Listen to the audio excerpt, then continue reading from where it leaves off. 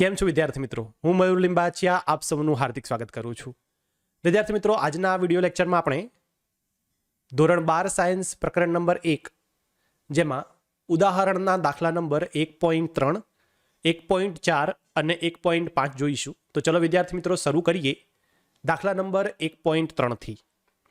વિદ્યાર્થી મિત્રો, દાખલા નંબર 1.3 ની રકમ તમારી સ્ક્રીન ઉપર આપેલી છે, જેમાં કહ્યું છે એક પ્યાલા પાણીમાં કેટલા ધન અને કેટલા ઋણ વિદ્યુત ભારો હશે.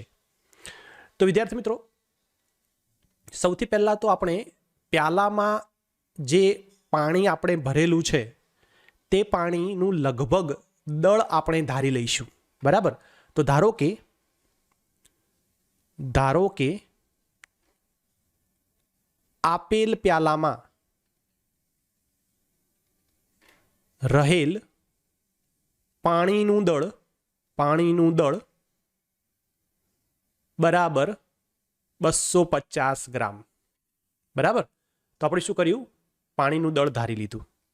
હવે આપણે વિદ્યાર્થી મિત્રો, આપણે જ્યારે 1 મોલ વાયુ લઈએ અથવા 1 મોલ કોઈ દ્રવ્ય લઈએ તો એના અંદર રહેલા અણુઓની સંખ્યા આપણને ખબર છે એવોગાડ્રો અંક જેટલા હોય. તો આપણે એવું લખી શકીએ કે 1 મોલ પાણીમાં રહેલ અણુઓની સંખ્યા કોના જેટલી હશે? એવોગાડ્રો અંક જેટલી. એનો મતલબ કે 6.02 ગુણ્યા 10⁻23 અણુ. બરાબર છે? આપણે જાણીએ છીએ. હવે આ જે 1 મોલ અણુઓ 6.02 ગુણ્યા 10⁻23 થઈ, એનું જો આપણે દળ કરીએ તો એ દળ વિદ્યાર્થી મિત્રો લગભગ 18 ગ્રામ જેટલું હોય છે. તો એ પણ આપણે અહીંયા મેન્શન કરી દઈશું કે 1 મોલ પાણીમાં રહેલ 6.02 ગુણ્યા 10⁻23 અણુઓનું દળ બરાબર 18 ગ્રામ. ઓકે? હવે જો 18 ગ્રામની અંદર આનો મતલબ શું થાય? આનો મતલબ એ થશે કે 18 ગ્રામ પાણીમાં 6.02 ગુણ્યા 10⁻23 જેટલા અણુઓ હોય. તો આની ઉપરથી આપણે 250 ગ્રામ પાણી, જે પ્યાલામાં પાણી છે એ 250 ગ્રામ પ્યાલામાં રહેલા પાણીની અંદર અણુઓની સંખ્યા કેટલી એ આપણને ત્રિરાશિથી મળી જાય. બરાબર? તો હવે વિદ્યાર્થી મિત્રો, હું ત્રિરાશિનો ઉપયોગ કરી અને 250 ગ્રામ પાણીમાં જો આપણે આવી રીતે લખી શકીએ કે 18 ગ્રામ પાણીમાં 6.02 ગુણ્યા 10⁻23 અણુઓ, તો 250 ગ્રામ પાણીમાં એને આપણે જો n તરીકે લખીએ તો કેટલા અણુઓ? બરાબર? n અણુઓની સંખ્યા છે. તો therefore 250 ગ્રામ પાણીમાં અણુઓની સંખ્યા, જેને આપણે વિદ્યાર્થી મિત્રો n કહ્યું છે, એ તમને મળશે 250 ગુણ્યા 6.02 ગુણ્યા 10⁻23 ભાગ્યા કેટલા આવશે? 18. ઓકે? તો મને આને આપણે સમીકરણ નંબર 1 આપી દઈએ તો આપણને 250 ગ્રામ પાણીમાં રહેલા અણુઓની સંખ્યા મળી ગઈ છે. હવે વિદ્યાર્થી મિત્રો, એક અણુની અંદર, પાણીના એક અણુમાં કેટલો વિદ્યુત ભાર હોય, અથવા આપણે જો એક અણુ પાણીમાં રહેલા વિદ્યુત ભારની સંખ્યા શોધી લઈએ તો આપણને સરળતાથી 250 ગ્રામ પાણીમાં રહેલા અણુઓનું વિદ્યુત ભાર મળી જશે. બરાબર? તો હવે સિમ્પલ હું શું કરું છું કે પાણીના એક અણુમાં રહેલો વિદ્યુત ભાર શોધી લઉં છું. બરાબર? તો આપણે આવી રીતે લખી શકાય વિદ્યાર્થી મિત્રો કે પાણીનો એક અણુ, જેને આપણે H2O કહીએ છીએ, તે 2 હાઇડ્રોજન, 2 ચલો આપણે આંકડામાં લખીએ 2 હાઇડ્રોજન અને 1 ઓક્સિજનથી બનેલો હોવાથી આપણે કેવી રીતે લખી શકીએ આને? અને આવી રીતે લખી શકીએ કે જો H2O થી બનેલો હોય તો વિદ્યાર્થી મિત્રો 2H વત્તા 1O. હવે આપણે જાણીએ છીએ હાઇડ્રોજનનો જો અણુ દોરીએ આપણે તો હાઇડ્રોજનના અણુમાં એક પ્રોટોન અને એક ઇલેક્ટ્રોન રહેલો હોય છે. જ્યારે ઓક્સિજનના અણુમાં હાઇડ્રોજનનો જે પરમાણુ ક્રમાંક છે એ છે 1, જ્યારે ઓક્સિજનનો આ હાઇડ્રોજનનો પરમાણુ ક્રમાંક છે. બરાબર. અને જો એ રીતે વિદ્યાર્થી મિત્રો હું ઓક્સિજનનો પરમાણુ ક્રમાંક દોરું, ઓક્સિજન, તો એની અંદર વિદ્યાર્થી મિત્રો એનો પરમાણુ ક્રમાંક છે 8. તો પ્રોટોન 8 હશે અને ઇલેક્ટ્રોન પણ વિદ્યાર્થી મિત્રો અંદરની કક્ષામાં 2 અને બહારની કક્ષાની અંદર 6. આ રીતે ઓક્સિજનની અંદર 8 પ્રોટોન અને 8 ઇલેક્ટ્રોન રહેલા હોય. તો ટૂંકમાં આપણે એવું કહી શકીએ કે જે પાણીનો એક અણુ છે, આ પાણીના એક અણુમાં જો હું રહેલા વિદ્યુત ભારની સંખ્યા ગણું તો અહીંયા 2 કેટલા વિદ્યુત ભાર છે? પરમાણુ ક્રમાંક જેટલા, એટલે કે 1 પ્રોટોન અને 1 ઇલેક્ટ્રોન. તો અહીંયા આપણે જે વિદ્યુત ભાર છે એને હંમેશા E વડે દર્શાવીએ છીએ. તો 2 × E, બરાબર. પ્લસ ઓક્સિજનનો કેટલો છે? ઓક્સિજનનો 8 છે પરમાણુ ક્રમાંક, તો 1 × 8E, બરાબર.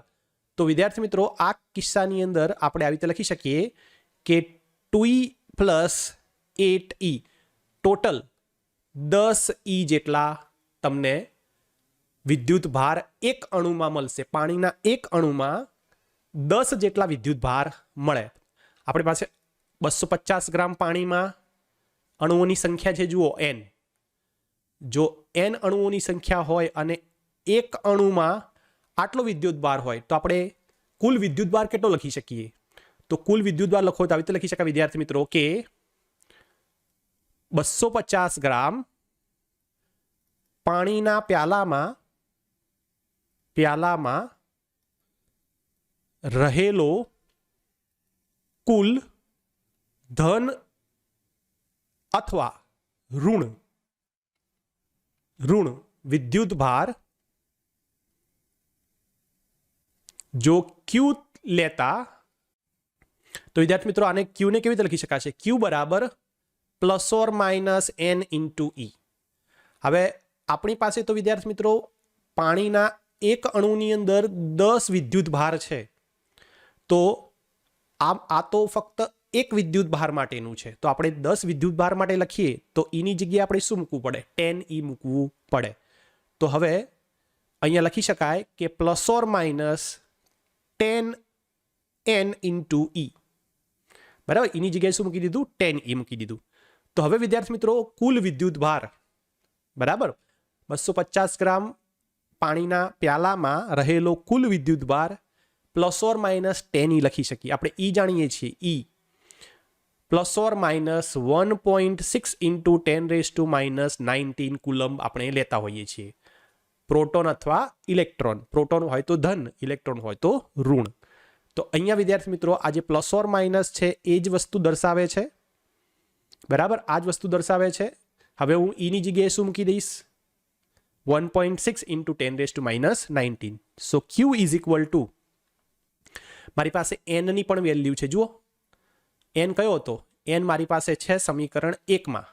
તો N ની પણ વેલ્યુ મૂકી દઉં તો જુઓ, ધેરફોર Q = 250 ગુણ્યા 6.02 ગુણ્યા 10⁻23 ભાગ્યા 18. આ મેં કોની વેલ્યુ મૂકી? N ની. ગુણ્યા 10 મારા પાસે હજી M ને M છે, ગુણ્યા ઇલેક્ટ્રોનની વેલ્યુ કેટલી? 1.6 × 10⁻⁹. તો ધેરફોર આપણે Q ને કેવી રીતે લખી શકીએ? ધેરફોર Q ને લખવું હોય તો Q = આને હું અરેન્જ કરી દઉં છું, બરાબર. જો આને અરેન્જ કરી દઈએ તો લખી શકાય 2500, આ 10 ને મેં અહીંયા આની સાથે ગુણી લીધા, ગુણ્યા 6.02. હવે જુઓ આ 23 છે 10 ની ઘાત અને આ 19 છે, બરાબર. તો કેટલી થાય? 4 વધે. તો હું અહીંયા લખી લઈશ વિદ્યાર્થી મિત્રો ગુણ્યા 1.6 ઇન્ટુ 10⁴ ભાગ્યા 18. તો આની વિદ્યાર્થી મિત્રો તમે સોલ્યુશન કરશો અથવા આનું તમે આને સોલ્વ કરશો, તમને મળશે 133,777,777. મેં આ 10 જે છે એને ગણી લીધા છે અંદર. ઓકે, તો તમને આવું કંઈક મળે અને આને જો તમે હવે લખો આ રીતે તો તમને મળશે 1.34. આ હું અહીંયા રાઉન્ડ ફિગર કરી દઉં છું, ગુણ્યા 10⁷ કુલમ.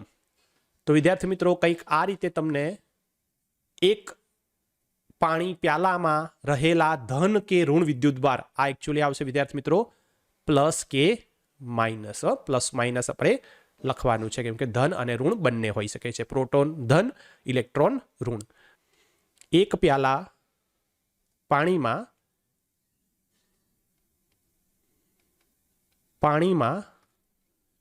રહેલ વિદ્યુત ભાર, બરાબર. આટલો તમારો એક પાલામાં તમને પાણીમાં રહેલા વિદ્યુત ભારની સંખ્યા મૂલ્ય મળી જાય. તો હવે જઈશું આપણે દાખલા નંબર 1.4 તરફ.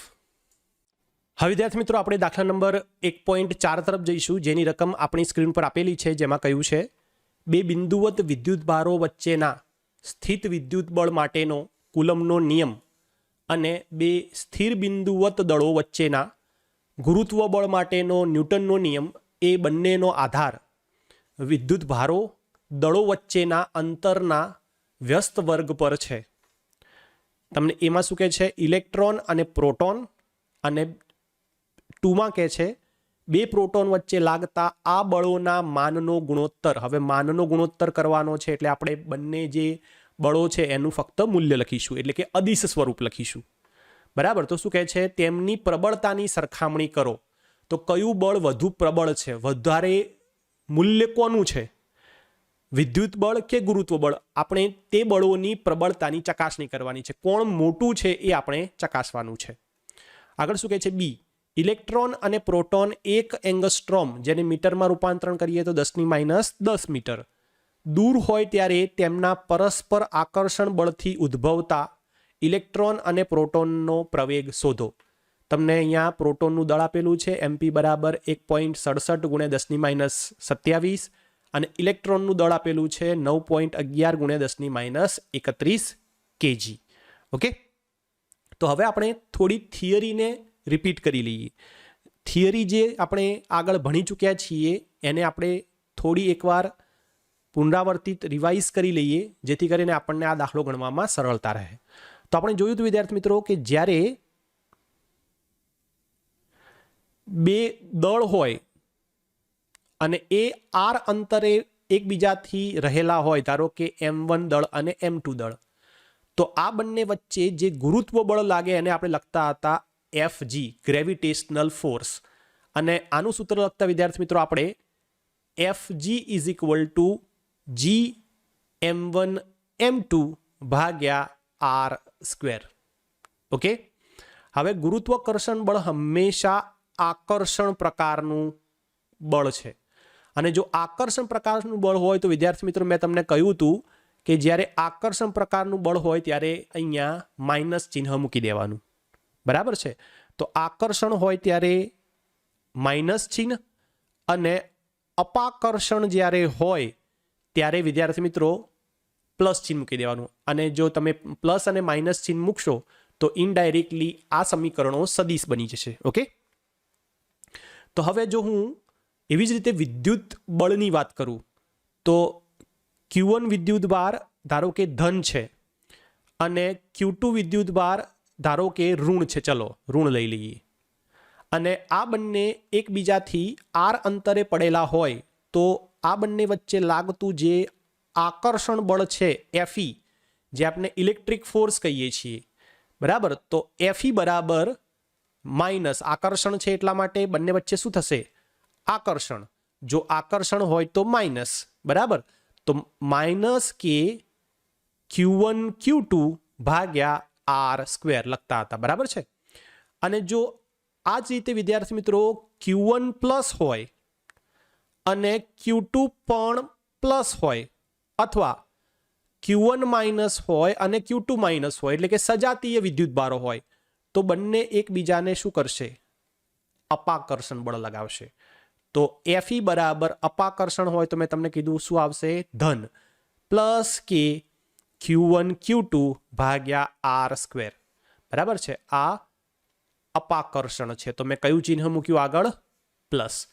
તો આ થિયરી મેં તમને સમજાવેલી હતી. બસ આપણે આ જે 3 સૂત્રો છે વિદ્યાર્થી મિત્રો, આ 3 સૂત્રોનો ઉપયોગ કરી અને આ દાખલાનો જવાબ મેળવવાનો છે, બરાબર. તો ચલો હવે દાખલો ગણવાની શરૂઆત કરીએ. તો દાખલામાં સૌથી પહેલું વિદ્યાર્થી મિત્રો તમને આપેલું છે ઇલેક્ટ્રોન અને પ્રોટોન વચ્ચે. ઇલેક્ટ્રોન પ્રોટોન વચ્ચે આપણે શું કરવાનું છે? પહેલા વિદ્યુત બળ અને પછી ગુરુત્વ બળ શોધી અને આમાંથી કોણ મોટું છે, કોણ વધુ પ્રબળ છે, એ ચેક કરવા માટે આપણે બંનેનો ગુણોત્તર લઈ લઈશું. તો હવે લખું છું એ, જેની અંદર આપણે સૌથી પહેલું જોઈએ ઇલેક્ટ્રોન અને પ્રોટોન વચ્ચે, બરાબર છે. તો વિદ્યાર્થી મિત્રો સૌથી પહેલા આપણે આકૃતિ દોરી લઈએ, જેથી આપણને ખ્યાલ આવે કે આપણી પાસે એક ઇલેક્ટ્રોન છે. ઇલેક્ટ્રોનને આપણે E માઇનસ તરીકે દર્શાવીશું અને પ્રોટોનને આપણે દર્શાવીશું E પ્લસ તરીકે, બરાબર. તો અહીંયા લખું છું બાજુમાં, જો પ્રોટોન હોય, પ્રોટોન, તો E પ્લસ, અને ઇલેક્ટ્રોન હોય તો આપણે એને દર્શાવીશું E માઇનસ તરીકે. જનરલી આપણે પ્લસ ઓર માઇનસ E તરીકે દર્શાવતા હોઈએ છીએ. આ બંને વચ્ચે અંતર કેટલું છે? R. હવે આપણે જાણીએ છીએ કે બંને વિજાતીય વિદ્યુતભારો છે, તો બંને વચ્ચે શું થાય? આકર્ષણ, જેને આપણે Fe તરીકે લખીશું. તો લખી શકીએ therefore Fe is equal to K minus E plus E ભાગ્યા આર સ્ક્વેર. તો તમે જુઓ therefore Fe is equal to minus કે E સ્ક્વેર ભાગ્યા આર સ્ક્વેર. તો તમે જુઓ આ માઇનસ ચિહ્ન શું દર્શાવે છે? આકર્ષણ બળ દર્શાવે છે. ઓકે, તો આવી ગયું માઇનસ. બસ, તો તમે ડાયરેક્ટ માઇનસ મૂકીને લખો તો પણ ચાલે. એટલા જ માટે મેં તમને કહ્યું હતું આકર્ષણ હોય તો માઇનસ મૂકી દેવાનું. તો તમને આ સમીકરણ મળી ગયું, સમીકરણ નંબર 1. હવે હું ગુરુત્વ બળ, આ તમારું વિદ્યુત બળ છે, વિદ્યુત બળ. હવે હું ગુરુત્વ બળ લખીશ. જો ગુરુત્વ બળ લખું તો લખી શકાય Fg ઇઝ ઇક્વલ ટુ, અને એ કેવું છે? એ આકર્ષણ પ્રકારનું છે, તો આપણે ડાયરેક્ટ માઇનસ મૂકી દઈશું. તો માઇનસ G. ઇલેક્ટ્રોનનું દળ આપણે લખી શકીએ Me, પ્રોટોનનું દળ Mp ભાગ્યા બંને વચ્ચેનો અંતર આર સ્ક્વેર. ઓકે, તો આ તમારું થશે સમીકરણ નંબર 2. તો હવે આપણે શું કરીએ? પ્રબળતા શોધવાની છે, કયું મોટું છે, તો ગુણોત્તર કરવો પડે. તો સમીકરણ 1 અને 2 નો ગુણોત્તર કરતા, ઓકે, જો ગુણોત્તર કરું તો આવી રીતે લખી શકાય કે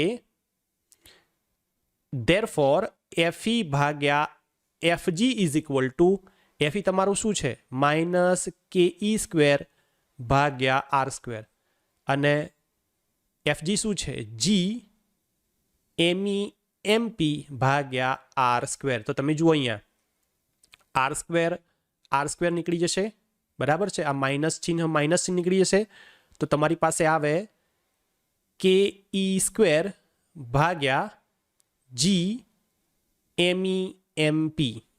ઓકે વિદ્યાર્થી મિત્રો, અહીંયા આપણે કેની વેલ્યુ આપણને ખબર છે, જ્યાં કે બરાબર શું લખતા? કે બરાબર 9 ગુણ્યા 10 ની 9 ઘાત, અને G આપણે લખતા 6.67 ગુણ્યા 10 ની -11. તો આ બંનેની વેલ્યુ મૂકી દઈએ તો લખી શકાય વિદ્યાર્થી મિત્રો કે Fe ભાગ્યા Fg બરાબર, જુઓ કેની વેલ્યુ થશે 9 ગુણ્યા 10 ની 9 ઘાત, ઈની વેલ્યુ થશે 1.6 ગુણ્યા 10 ની -19 નો વર્ગ ભાગ્યા જી તમારી પાસે છે 6.67 ગુણ્યા 10⁻11, એમઈ તમારી પાસે છે 9.11 ગુણ્યા 10⁻31 અને એમપી તમારી પાસે છે 1.67 ગુણ્યા 10⁻27.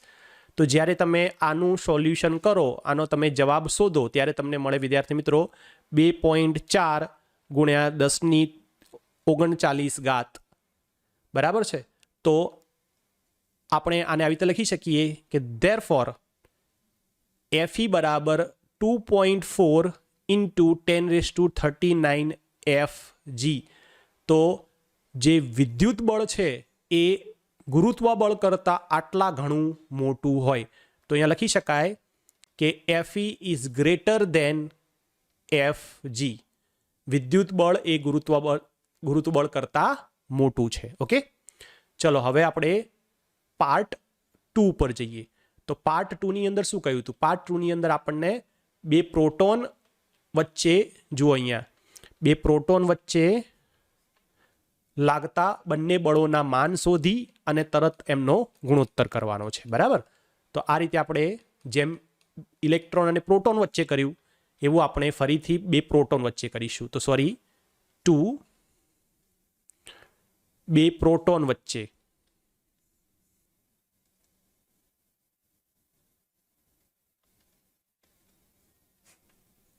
તો આવી રીતે આકૃતિ પહેલા દોરી દઉં છું. પ્રોટોન ધન વિદ્યુત ભારિત, બંને વચ્ચે આર અંતર, તો શું થશે? એકબીજાને અપાકર્ષણ લગાવશે. તો અપાકર્ષણ હોવાના કારણે આપણે ડાયરેક્ટ આવી લખી શકીએ કે Fe is equal to plus કે ઈ ઇન્ટુ ઈ ભાગ્યા આર સ્ક્વેર. તો લખી શકાય કે ઈ સ્ક્વેર ભાગ્યા આર સ્ક્વેર. આને સમીકરણ નંબર 1 આપો. એવી રીતે વિદ્યાર્થી મિત્રો, જો આ છે વિદ્યુત બળ, બરાબર, હવે હું લખીશ ગુરુત્વ બળ. તો Fg is equal two G. આવે આકર્ષણ પ્રકારનું છે તો વિદ્યાર્થી મિત્રો માઇનસ આવશે, પરંતુ આપણને શું કીધું છે? માન કીધું છે. જો માન કીધું હોય તો પછી આપણે માઇનસ લખવાની કોઈ જરૂર નથી, ફક્ત શું આવે? મૂલ્ય આવે. ઓકે, આ પણ માન છે વિદ્યાર્થી મિત્રો. તો એના અનુસંધાનની અંદર શું લખી શકાય? જી એમપી ઇન્ટુ એમપી ભાગ્યા આર સ્ક્વેર. તો લખી શકાશે જી એમપી સ્ક્વેર ભાગ્યા આર સ્ક્વેર. સમીકરણ નંબર 2. તો ફરીથી જેમ આપણે આગળ કર્યું હતું તેમ બંનેનો ગુણોત્તર કરી લઈએ. તો સમીકરણ 1 અને 2 નો ગુણોત્તર લેતા તો તમારી પાસે શું આવશે? ધેરફોર Fe ભાગ્યા Fg. તો આ રીતે લખી શકાય કે કે ઈ સ્ક્વેર ભાગ્યા આર સ્ક્વેર, અને એવી રીતે જી એમપી સ્ક્વેર ભાગ્યા આર સ્ક્વેર. તો આર નીકળી જશે, તમારી પાસે આવે કે ઈ સ્ક્વેર ભાગ્યા જી એમપી સ્ક્વેર. તો હવે વેલ્યુ મૂકી દઈએ. ધેરફોર Fe ભાગ્યા Fg બરાબર કેની વેલ્યુ છે 9 ગુણ્યા 10⁹, 1.6 ઇન્ટુ 10⁻19 નો વર્ગ ભાગ્યા જીની વેલ્યુ છે 6.67 ગુણ્યા 10⁻11 ગુણ્યા એમપીની વેલ્યુ છે 1.67 ગુણ્યા 10⁻27 નો વર્ગ. તો વિદ્યાર્થી મિત્રો, જ્યારે તમે આનું સોલ્યુશન કરો ત્યારે તમને મળે Fe ભાગ્યા Fg બરાબર 1.3 ગુણ્યા 10⁻36. તો આવી રીતે લખી શકીએ. Therefore Fe is equal to 1.3 into 10⁻36 Fg. તો તમે જુઓ, ગુરુત્વ બળ બે પ્રોટોન વચ્ચે લાગતું વિદ્યુત બળ એ ગુરુત્વ બળ કરતાં આટલું ઘણું મોટું હશે. તો અહીંયા લખી શકાય therefore Fe is greater than Fg. બરાબર? તો બંનેની અંદર વિદ્યુત બળ કેવું છે? પ્રબળ છે. ઓકે, તો આ તમારો પાર્ટ એ હતો. હવે પાર્ટ બી ની અંદર જોઈએ. તો પાર્ટ બી ની અંદર તમને કહ્યું છે કે એક ઇલેક્ટ્રોન અને એક પ્રોટોન બંને એકબીજાથી 1 એંગસ્ટ્રોમ જેટલા અંતરે છે, તો જુઓ એક ઇલેક્ટ્રોન અને પ્રોટોન 1 એંગસ્ટ્રોમ જેટલા અંતરે હોય તો તમારે ઇલેક્ટ્રોનનો પ્રવેગ અને પ્રોટોનનો પ્રવેગ શોધવાનો છે. ઓકે, તો આની પરથી આપણે સૌથી પહેલા તો આકૃતિ દોરીએ અને આકૃતિ દોર્યા પછી આપણે બંનેનો પ્રવેગ શોધીશું. તો પાર્ટ બીમાં ઇલેક્ટ્રોન અને પ્રોટોન, બરાબર, ઇલેક્ટ્રોન અને પ્રોટોન વચ્ચે. તો આકૃતિ દોરીએ તો ફરીથી માઇનસ ઈ ઇલેક્ટ્રોન માટે, પ્લસ ઈ પ્રોટોન માટે, બંને વચ્ચે આર અંતર કેટલું આપેલું છે? 1 એંગસ્ટ્રોમ જેટલું, એટલે લગભગ 10⁻10 મીટર જેટલું. તો આની પરથી આપણે શું લખી શકીએ? વિદ્યુત બળ બરાબર વિદ્યુત બળ, જેને આપણે Fe કહીશું, તો આવશે -k⁡e² ભાગ્યા r². વેલ્યુ મૂકી દઈએ, બરાબર. એક કામ કરીએ, આમાં વેલ્યુ મૂકીને જ ફટાફટ આન્સર શોધી નાખીએ, જેથી કરીને આપણને પ્રવેગ પણ સરળતાથી મળી જાય. ચલો વેલ્યુ મૂકી દઈએ તો આવું લખી શકાય. અહીંયા આપણને શું કીધું છે? માન કીધું છે. યસ, જો માન કીધું હોય તો પછી આપણે અહીંયા માઇનસ ચિહ્ન મૂકવાની જરૂર નથી. શામાં આવી જશે? એ ઓલરેડી માનાંકમાં આવી જશે, એટલે માઇનસ ચિહ્ન નીકળી જશે. તો માઇનસ લખવાની કોઈ જરૂર નથી. તો અહીંયા લખીશું 9 × 10⁹ કેનું મૂલ્ય મૂક્યું, 1.6 × 10⁻19 નો વર્ગ કર્યો અને 10⁻10 નો વર્ગ કર્યો, કારણ કે મેં મીટરમાં લીધેલું છે આરને. ઓકે, તો હવે વિદ્યાર્થી મિત્રો તમે આને શોધશો Fe, તો તમને વિદ્યાર્થી મિત્રો મળશે 2.3 × 10⁻8 ન્યૂટન જેટલું. ઓકે, તો આટલું બળ વિદ્યાર્થી મિત્રો તમને વિદ્યુત બળ મળે. હવે આના અનુસંધાનની અંદર આપણે શું શોધવાનું છે? પ્રોટોનનો અને ઇલેક્ટ્રોનનો પ્રવેગ શોધવાનો છે. તો પ્રવેગ શોધવા માટે આપણે ન્યૂટનની ગતિનો બીજો નિયમ વાપરવો પડે. તો ન્યૂટનની ગતિના બીજા નિયમ મુજબ F = ma, બરાબર. જો અહીંયા F = ma લઈએ તો F તમારી પાસે છે આટલું, બરાબર, આ. તો લખી શકાય therefore A = F/m. તો સૌથી પહેલા તો પ્રોટોન માટે લખીએ, બરાબર. પ્રોટોન માટે લખીએ તો શું આવે? કોનો પ્રવેગ? પ્રોટોનનો પ્રવેગ. તો acceleration of proton AP = Fe/mp, બરાબર. તો Fe તો તમને ખબર છે 2.3 × 10⁻8 ભાગ્યા mp 1.67 × 10⁻27. તો તમે વિદ્યાર્થી મિત્રો આનું સોલ્યુશન કરશો એટલે તમને મળશે 1.4 × 10⁻19 મીટર/સેકન્ડ². એવી રીતે વિદ્યાર્થી મિત્રો ઇલેક્ટ્રોન માટે લખીએ તો ઇલેક્ટ્રોનનો પ્રવેગ Fe/me બરાબર 2.3 × 10⁻8 ભાગ્યા ઇલેક્ટ્રોનનું દળ આવ્યું 9.11 આપણને આપેલું છે -31 કિલોગ્રામ. તો આ તમને મળશે 2.5 × 10⁻22 મીટર/સેકન્ડ. તો વિદ્યાર્થી મિત્રો આ તમને પ્રોટોન અને ઇલેક્ટ્રોનના પ્રવેગ મળી ગયા, બરાબર છે. તો અહીંયા આપણો દાખલો પૂરો થાય છે. હવે આપણે જોઈશું દાખલા નંબર 1.5. હવે વિદ્યાર્થી મિત્રો આપણે દાખલા નંબર 1.5 તરફ જઈશું, જેની રકમ તમારી સ્ક્રીન ઉપર આપેલી છે, જેમાં કહ્યું છે ધાતુના વિદ્યુત ભારિત ગોળા એ ને નાયલોનની દોરી વડે લટકાવેલ છે. તો તમે આકૃતિ એમાં જોઈ શકો છો કે વિદ્યુત ભારિત ગોળો છે. ધારો કે આની ઉપર ધન વિદ્યુત ભાર આપણે અત્યારે Q તરીકે માની લઈએ છીએ. તો અહીંયા લખીશું એ પરનો વિદ્યુત ભાર બરાબર Q. ઓકે, આગળ શું કહે છે? આકૃતિ 1.7માં દર્શાવ્યા મુજબ અવાહક હાથા હેન્ડલ વડે પકડેલ બીજો વિદ્યુત ભારિત ગોળો B એની નજીક એવી રીતે લાવવામાં આવે છે કે તેમના કેન્દ્રો વચ્ચેનું અંતર 10 સેન્ટીમીટર હોય. તો તમે જુઓ, આ જે બીજો ગોળો છે એ પણ વિદ્યુતભારિત છે. ધારો કે એની ઉપરનો વિદ્યુતભાર આપણે ક્યુ ડેશ લઈ લઈએ. હવે આ બંને વિદ્યુતભારો વિદ્યાર્થી મિત્રો ધન છે. તો જ્યારે બીને અવાહક હાથા વડે પકડી અને 10 સેન્ટીમીટર દૂર રાખવામાં આવે ત્યારે બંને વચ્ચે શું થશે? અપાકર્ષણ થશે, કારણ કે બંને ધન વિદ્યુતભારો છે, સજાતીય વિદ્યુતભારો છે. તો અહીંયા લખીશું ધેરફોર બી પરનો વિદ્યુતભાર બરાબર ક્યુ ડેશ. અને બંને વચ્ચેનું અંતર કેટલું? બંને વચ્ચેનું અંતર આર બરાબર 10 સેન્ટીમીટર રાખવામાં આવ્યું છે. ઓકે, તો શું કહે છે? આનાથી થતું એનું અપાકર્ષણ નોંધવામાં આવે છે. બરાબર. દાખલા તરીકે એક પ્રકાશ કિરણ વડે તેને પ્રકાશિત કરી પડદા પર તેનું આવર્તન સ્થાનાંતર માપીને. બરાબર છે. તો હવે આગળ જોઈએ.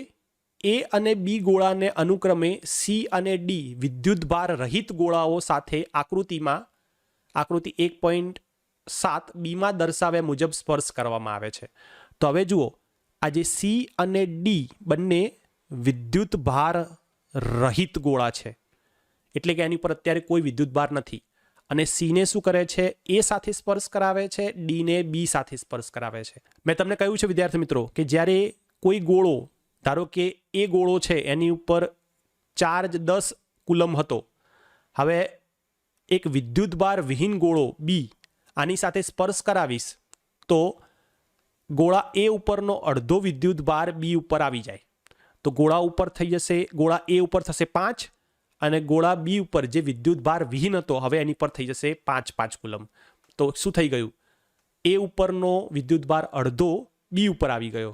તો બંનેમાં કેવો થઈ ગયો? બંનેમાં અડધો વિદ્યુતભાર થઈ ગયો. તો અહીંયા જો આપણે એ ઉપરનો વિદ્યુતભાર અડધો સી ઉપર આવતો રહે તો આ થશે Q/2 અને સી ઉપર પણ શું થશે? Q/2. એવી રીતે બી ઉપર Q'/2 થઈ જશે અને ડી ઉપર પણ Q'/2 થઈ જશે. ઓકે, તો અડધો વિદ્યુતભાર આવી રીતે આવી જાય. હવે આગળ શું કહે છે?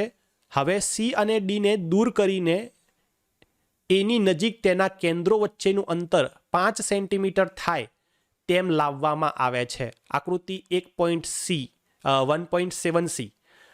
કુલમના નિયમના આધારે એનું આકર્ષણ કેટલું થશે? એ અને સી ગોળાઓ બી અને ડી ગોળાઓના પરિમાણ સમાન છે તથા એ અને બીના કેન્દ્ર વચ્ચેના અંતરની સરખામણીએ તેના પરિમાણ અવગણો. તો વિદ્યાર્થી મિત્રો, સૌથી પહેલો કેસ આપણે આ થશે. બરાબર. તો પહેલા કેસની અંદર અંતર 10 સેન્ટીમીટર છે. પછી જ્યારે વિદ્યુતભાર અડધા થઈ જાય છે ત્યારે અંતર પણ અડધું કરવામાં આવે છે. જો આર બરાબર 10 સેન્ટીમીટર લઈએ તો આ પણ અંતર કેટલું થઈ ગયું? R/2 થઈ ગયું. તો સૌથી પહેલા આપણે પહેલો કિસ્સો જોઈશું અને પહેલા કિસ્સા માટે સમીકરણ મેળવી અને પછી બીજા સાથે એને શું કરીશું? કમ્પેર કરીશું. ઓકે, તો આ રીતે આપણે હવે દાખલો અહીંયા ગણીશું. તો જુઓ, સૌથી પહેલા તો શું લખી શકાય? સૌથી પહેલા આપણે લખીશું કે જ્યારે અંતર 10 સેન્ટીમીટર હતું ત્યારે બંને વચ્ચે લાગતું અપાકર્ષણ બળ કેટલું થાય? તો જુઓ, જ્યારે એ પરનો વિદ્યુતભાર ક્યુ અને બી પરનો વિદ્યુતભાર Q' હોય તથા અંતર આર બરાબર 10 સેન્ટીમીટર હોય ત્યારે અપાકર્ષણ બળ આપણે લખી શકીએ Fe ઇઝ ઇક્વલ ટુ, હવે જુઓ અપાકર્ષણ છે એટલે ધન જ આવશે, કે Q' ભાગ્યા આર સ્ક્વેર. તો જુઓ સમીકરણ 1 મળી જાય આપણને. હવે તમને જે આકૃતિ સી એમાં તમને શું કીધું છે? બંને વચ્ચે 5 સેન્ટીમીટર એટલે કે અંતર શું કરી દેવામાં આવ્યું? અંતર અડધું કરી દેવામાં આવ્યું. અને એ વખતે એ ઉપરનો વિદ્યુતભાર કેટલો છે? એ વખતે એ ઉપરનો વિદ્યુતભાર Q/2 છે અને બી ઉપરનો વિદ્યુતભાર ક્યુ ડેશ બાય 2 છે. તો હવે ફરીથી આપણે આની જેમ જ સમીકરણ મેળવીએ. તો અહીંયા લખીશું કે જ્યારે એ ઉપરનો વિદ્યુતભાર ક્યુ બાય 2 થઈ ગયો અને બી ઉપરનો વિદ્યુતભાર પણ ક્યુ ડેશ બાય 2 થઈ ગયો અને અંતર આર બાય 2 કેટલું 5 સેન્ટીમીટર હોય ત્યારે આકર્ષણ